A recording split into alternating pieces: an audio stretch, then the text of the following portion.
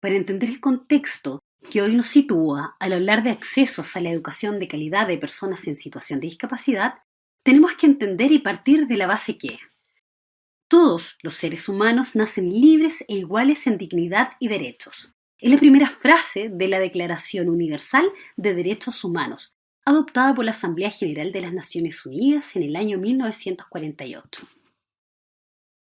Por otra parte, el artículo 2 declara que toda persona tiene todos los derechos y libertades, por lo tanto no debiese haber distinción de raza, color, sexo, idioma, religión, opinión política o de cualquier otra índole, origen nacional o social, posición económica, nacimiento o cualquier otra condición. Pero hoy, 70 años más tarde, aún existen millones de personas con discapacidad cuyos derechos humanos se encuentran seriamente limitados o totalmente vulnerados. Por lo tanto, ¿cómo podemos entender todo esto?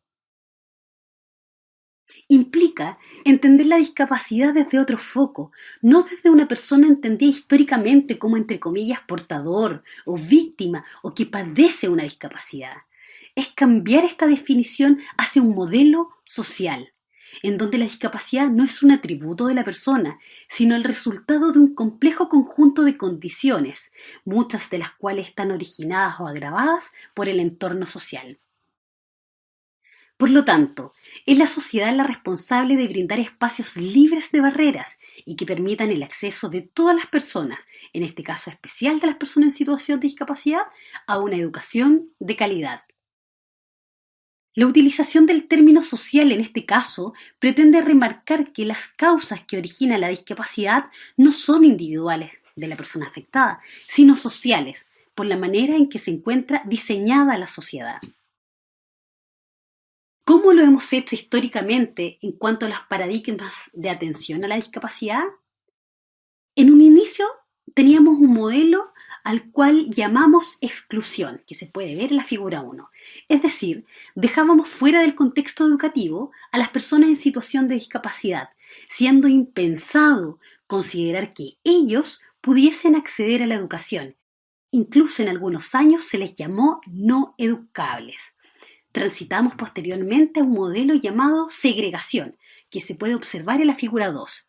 En donde se pensó que ellos sí podían estudiar y acceder a ciertos beneficios, pero estando juntos con sus iguales, es decir, estando en contextos en donde estaban juntos con personas en su misma condición.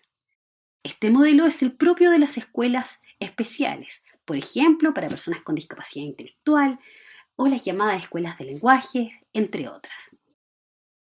Posteriormente avanzamos en Chile en el año 1998, concretamente con el Decreto 1, a hablar de un modelo de integración que se puede observar en la figura 3, donde en las escuelas tradicionales o regulares se generaban proyectos y programas para estudiantes en situación de discapacidad, quienes luego de un proceso diagnóstico recibían una subvención especial y eran atendidos por profesionales especialistas del área. Finalmente llegamos al modelo de la inclusión, que se puede observar en la figura 4, en donde todas y todos los estudiantes son respetados, considerados, valorados y acceden a la educación en igualdad de condiciones como derecho, pero reciben una respuesta educativa en condiciones de equidad. ¿Cuál vendrá siendo la respuesta educativa en estos 4 contextos? En el modelo de la exclusión definitivamente no había respuesta educativa.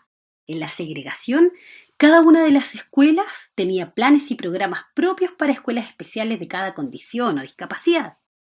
En la integración, la respuesta era acceder al currículum a través de adecuaciones curriculares que se realizaban luego de hecha la planificación para la mayoría de los estudiantes, considerando que todos aprendían por igual, y se hacían adaptaciones curriculares individuales.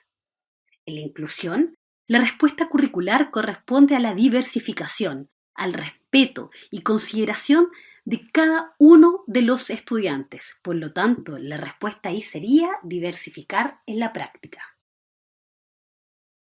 La discapacidad, entendida en su contexto social, es mucho más que una mera condición.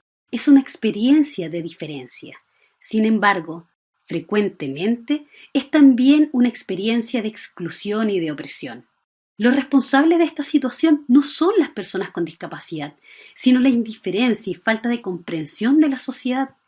La forma en que una comunidad trata a sus miembros con discapacidad es reflejo de su calidad y de los valores que realza. Las personas con discapacidad y sus organizaciones son un desafío para el resto de la sociedad, la cual debe determinar qué cambios son necesarios para promover una vida más justa y equitativa. Y nos preguntamos, ¿cuáles serían los desafíos en educación superior? Actualmente tenemos docentes que requieren de una formación permanente en herramientas didácticas para atender a la diversidad. Por lo tanto, uno de los desafíos para lograr esta educación inclusiva implica en que debemos superar las barreras que existen para que los estudiantes en situación de discapacidad puedan acceder a ella. Las barreras pueden ser de dos tipos, actitudinales o estructurales. Las barreras estructurales son aquellas que tienen que ver con acceso o elementos físicos, como por ejemplo escaleras, ascensores, iluminación, baños, etc. Pero las barreras actitudinales son aquellas más complejas de derribar, porque forman parte de una construcción social, de una construcción de vida, que muchas veces tiene relación con discriminar desde, por ejemplo, una apariencia física, desde el punto de vista de género. Pensar que las personas en situación de discapacidad hay que sobreprotegerlas, considerarlas entre comillas especiales o que hay que dejarlas fuera para no dañarlas. Por lo tanto, son estas barreras las que nos podrían impedir generar procesos inclusivos de calidad. Pero es muy importante recordar que la educación como derecho, todos, independiente de la raza, género, edad, tenemos el derecho a acceder a una educación de calidad como normativa y como premisa básica. Este video fue realizado por la Unidad de Inclusión Estudiantil de la Dirección de Apoyo a los Estudiantes, en colaboración con la docente Sandra Urra Águila, especialista en educación diferencial e inclusión. Para mayor información o consultas, puedes encontrarnos en nuestras redes sociales, en la web dae.ucsc.cl o en nuestro Instagram dae-ucsc.